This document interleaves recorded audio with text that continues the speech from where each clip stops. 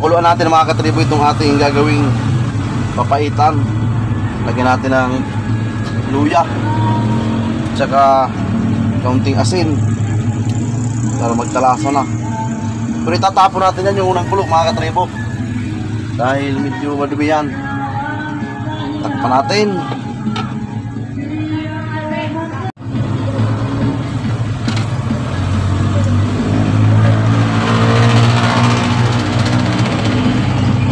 Okay na ito mga katribo. Tayin na natin. Palalamigin lang natin yan bago natin hiwain. Ito na mga katribo yung pinakuluan natin mga lamang loob. Gagawin nating papaitan. Hiwain na natin. Yung makunat-kunat pa ito mga katribo, pero okay, sandali na lang ito. Kailan natin ang hindi ganun ka liliit. Hindi naman pambenta. Ito lang. Yan. Yan.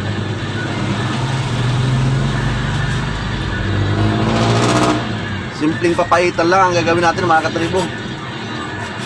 Yung naaanggop lang sa ating panglasa.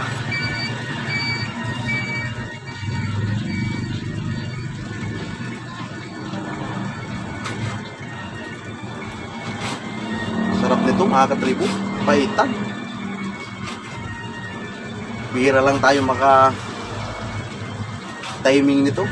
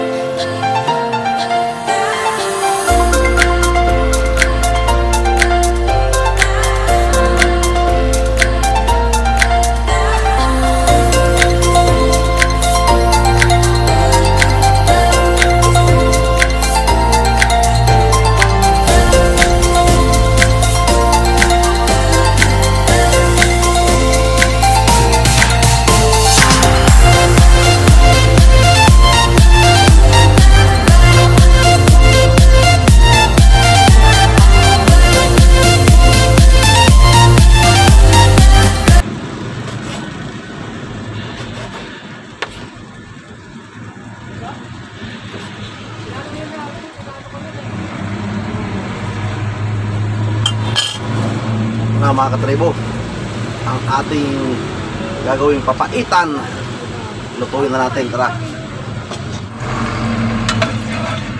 umpisahan na nga natin magluto mga katribo ang ating papaitan. Kinit na nga tayo ng mantika. Lagyan na natin itong ating luya.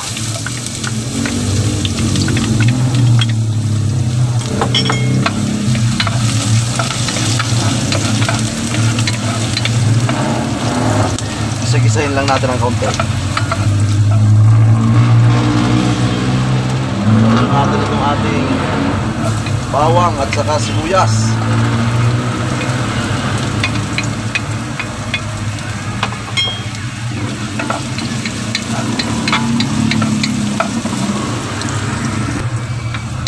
Kapag luto na ang ating luya, bawang, sibuyas, lagyan na natin itong ating lamang loob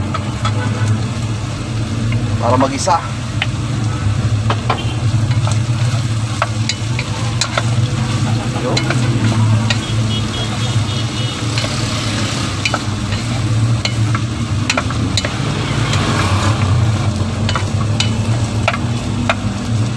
Sasangkutsuin natin ito mga katribo para masarap.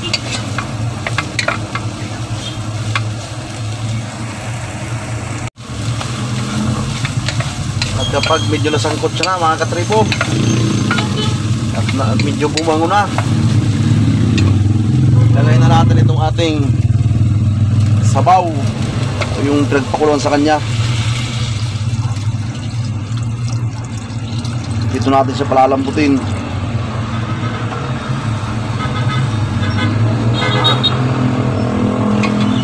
Lagay din tayo ng kaunting paminta. konti lang.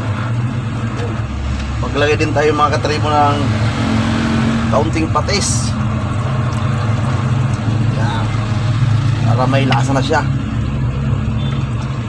Haluin natin. Saka takpan natin. Hintayin natin hanggang sa lumambot siya mga katribo.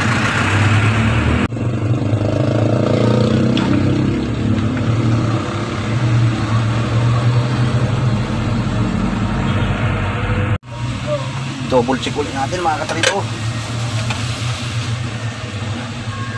Medyo malambot na. Lagyan natin ng kaunting paasim. Lagyan na rin natin itong ating ceiling green. Malapit na ito.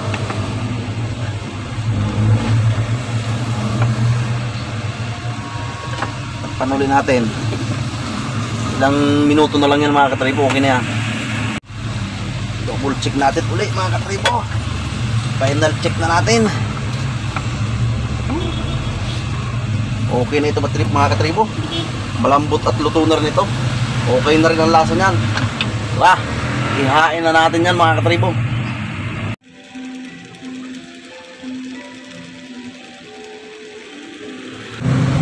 Kain na tayo mga katribo. Ito na yung ating nilutong simpleng papaitan.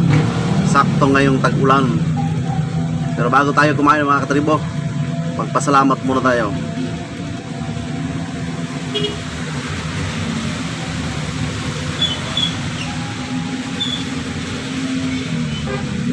Yun, kainan na mga katribo. Tikman natin to. Medyo matagal-tagal din natin itong niluto. Medyo mahunat. Kain po.